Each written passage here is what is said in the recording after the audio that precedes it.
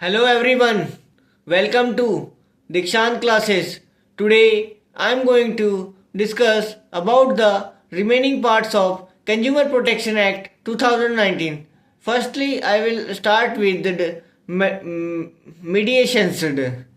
Chapter 5, Section 74 of the Consumer Protection Act 2019 state that consumer mediation cells has been established by the central government at the national level, and every state government shall establish consumer mediation cell exercising within the jurisdiction of that state. It means that as per the Consumer Protection Act and it's according to the Section 74 of the Consumer Protection Act 2019, consumer mediation cell has been established by the central government at the national level, and every state shall establish consumer mediation cell for exercising the jurisdiction of that state to resolve the dispute between the parties.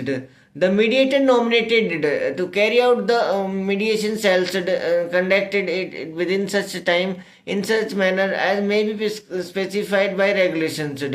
Section 75 of the Act talk about the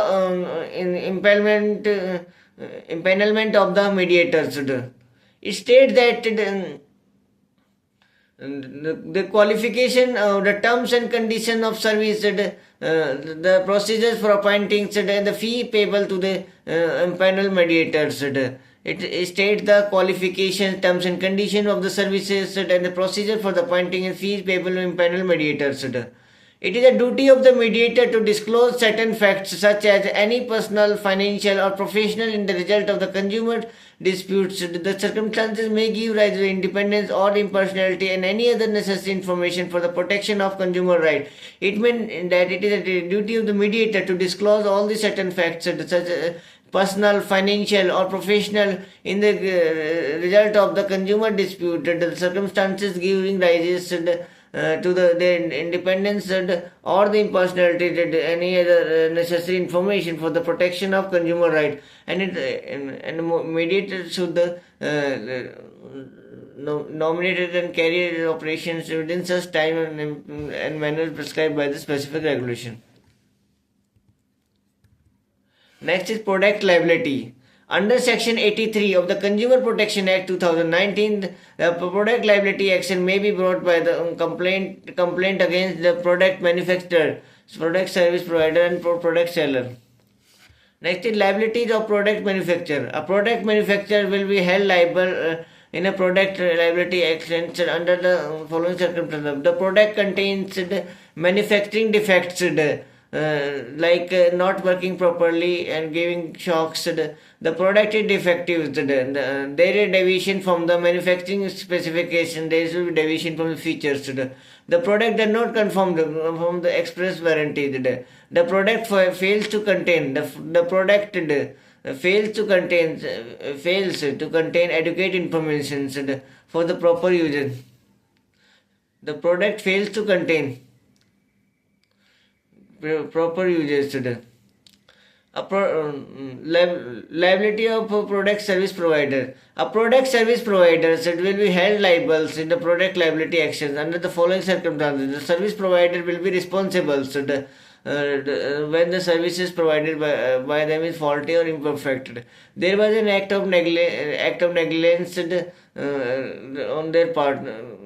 The service providers fail to issue adequate instructions and warning for the services. The service provider failed to issue adequate instructions and warning for the services. The service providers fail to issue the adequate instructions and warning for the services. The service provider failed to confirm the express warranty. The service providers failed to confirm the express warranty or terms and conditions of the contract. Next is liability of product seller. A product seller will be held liable in a product liability action under the following circumstances. They altered or modify the product which result in it being detrimental to the consumer. They fail to exercise reasonable care in the assembling or inspecting or maintaining such product. They exercise substantial control over the product, which is resulting causing the harm to the consumer. It means that the product seller is altered or modify the product will determine consumer. They fail to exercise reasonable care in assembling or inspecting or maintaining such product. They exercise a substantial control over the product, which result in causing harm to the consumer.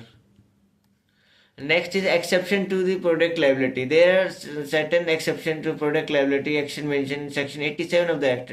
The product was altered, modified, or misused by the consumer. So a consumer cannot bring product liability actions when the manufacturer has adequate warning and instructions for the use of the product. The manufacturer would not be liable in case of the product liability actions for not warning about the manufacturer would not be liable in case of the product liability actions for the not warning about any danger that is commonly known to the general public. It means that the manufacturer would not be liable in case of the product liability actions for not warning about any danger that is commonly known to the general public.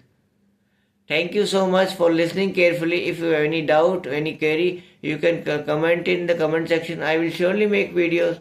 Thank you so much.